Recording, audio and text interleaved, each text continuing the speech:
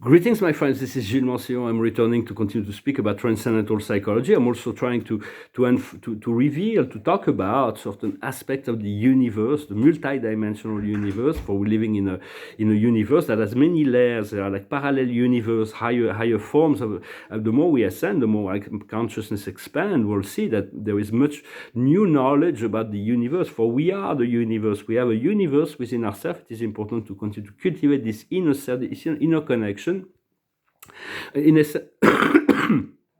and so I wanted to discuss the fact that there are three great families in the inhabited universe right now that are dominating: the family of light, the family of love, and the family of power. Those families are spread out throughout all of creation, present-day creation, and but they are dominant in the Milky Way galaxy. The family of light is dominant. On the Andromeda galaxy, the family of love is dominant, and in the Dracos constellation, the Dracos galaxy, the family of power is dominant. But there has to be a blending, an energy that brings everything together eventually. And so we're seeking the balance. So it is important to realize that we have to be accountable, responsible for our thoughts and action. Everything is coming back a lot quicker now. So it's like, how do we manage our thoughts, our action, our perception? For it is all about returning to balance, essentially. But understanding that all that we're seeing being destroyed will be replaced by something far greater. All the dysfunction needs to come up to the surface to get evacuated. But trust that there will always be something better that will replace it. And within this game of power, you want to send light to the higher self. The best position is just an advice. After that, everybody follows his own. But it's much better to send the light to the higher self of the victim and the victimizer, rather than to just try to fight against the victimizer, because they feed on this energy and that reinforce them. So in order to diminish the power of that, you send the one light to all beings, to be in an inclusive state. It is important to sleep more if you need, and if you can, because we do a lot more work when we're sleeping. When we're sleeping, a higher self is working a lot more. There is a lot more acceleration, because when we're awake, we have this critical mind, and we're bombarded with the thing of the earth, which is difficult time, challenging time. It's important to drink a lot of clear water, and to eat light food is possible. But if listen to your body. If you're vegetarian and you're feeling weak and your body calls in to eat meat, just eat meat. It's part of we have to listen to the body, although it's better to eat light. But because when we eat meat, it's like sometimes we have to deal with the emotion of the animals, but because the soul is still there. But there's a soul agreement between certain race of animals. Eventually we won't need that. We won't. But for now, it is important to listen to the body. We need to ascend. Once our consciousness has ascended, we need to take care of that part. There are many dysfunctions in the physical body that it's completely normal. We're really moving into something completely new and different. And many people will not be able to handle the higher energies when they will be coming, and they still need this control, this power of the ego, and controlling the environment and other people around them. And that will make them very much more agitated, depressed. And so do not be surprised of that. Everything that resists the flow, this is like trying to force us to surround, to let go of the control of the ego, to move into the flow of the soul and the light. And so there's this expression to let go and let God. Trust your Creator, that God is doing within you. And I was awakened at 4:44 the other night. I thought it was because I have a digital clock. I thought, well, 4 is an angelic number. Well, I wanted to thank you. There is 11,000. We passed the 11,000 here. Very soon we'll be at 11,111. And then the goal will be 22,222, and so on.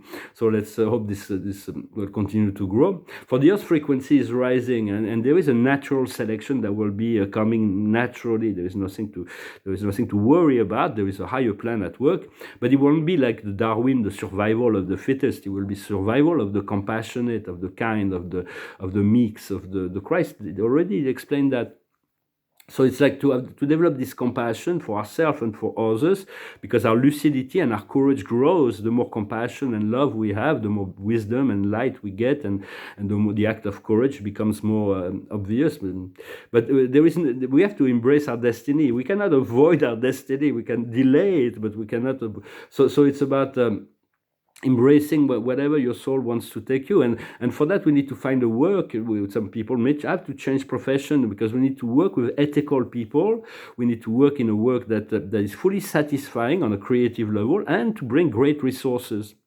I was lucky that I could do that in my life, although my work didn't bring me great financial rewards. It brought me a lot of other forms of rewards, and I always had the chance to work with ethical people, which is kind of nice.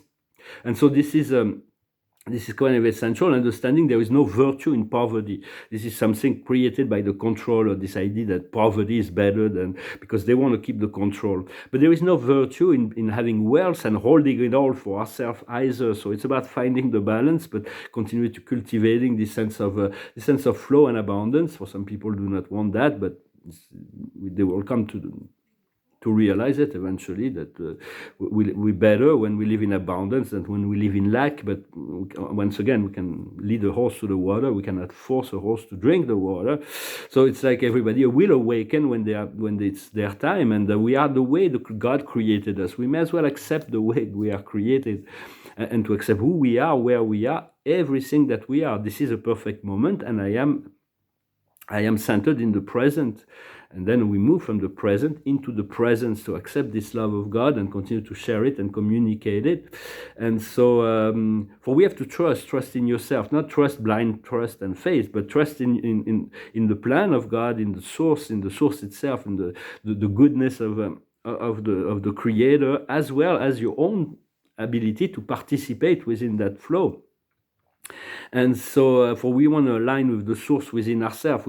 It's not about aligning to the source within somebody else, but the more we align within ourselves, the more there will be a merging, a reciprocity within the source, because there's only one source in truth. But we all have our own source alignment to create, and we are the source. So there is not like aligning with ourselves. There is not an other, an opposite, or anything that can prevent that. It's only up to us. Everything is, all the powers in heavens are we're coming into that realization. For all of it is love. Even in this matrix, it's just when you see birds or trees or whatever, it's just a different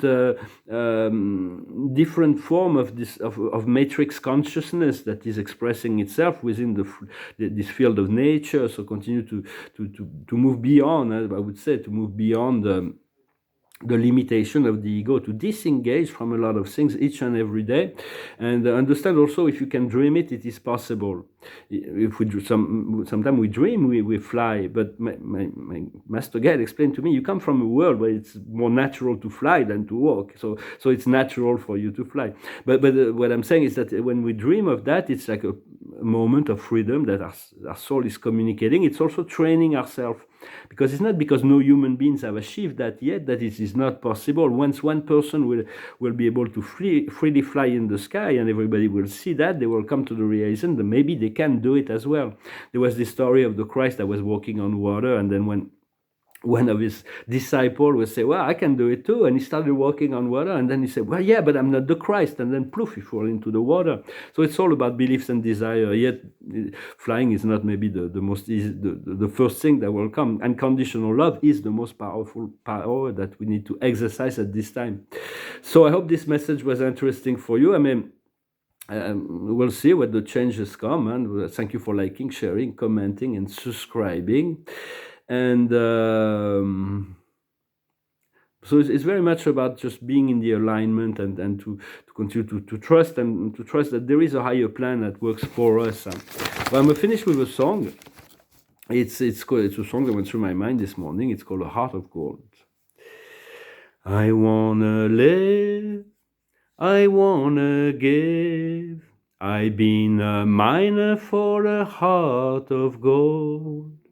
It's these expressions I never give that keeps me searching for a heart of gold.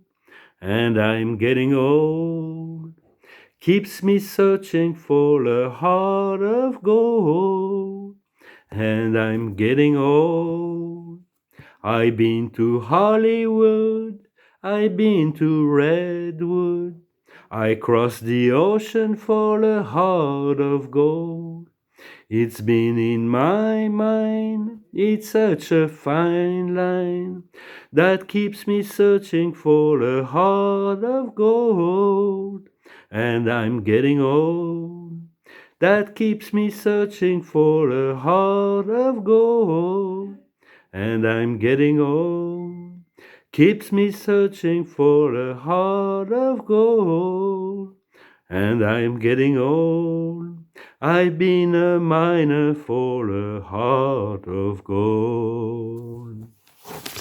For we seek to mine the gold within our own heart, and then eventually, hopefully, we'll attract the perfect match when it is the right time for us. Well, thank you very much. I wish you a wonderful day, and I'll talk to you later. Adonai.